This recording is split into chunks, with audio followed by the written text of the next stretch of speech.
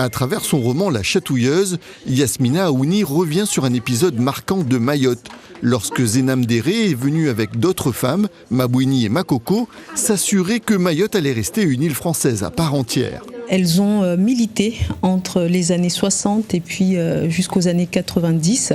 Et elles ont milité pour que Mayotte reste dans le giron français. Et pourquoi Chatouilleuse ?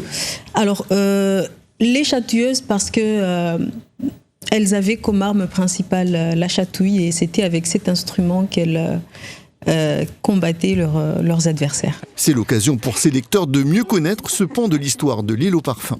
Mayotte, c'est à côté de chez nous.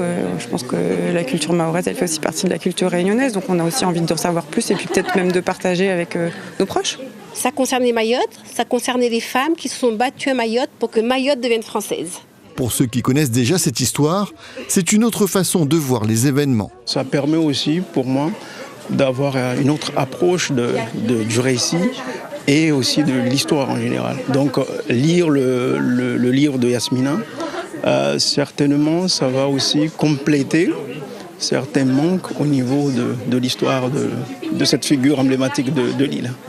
Pour la maison d'édition, ce récit a une portée universelle. Un mouvement de femmes qui luttent pour une cause, ça parle à tout le monde. Et ça peut s'appliquer à plein de choses, à plein d'autres sujets, à plein d'autres pays. Voilà, pour ça aussi, elle est importante, cette histoire. Un autre projet d'écriture de livre est en cours pour Yasmina Aouni.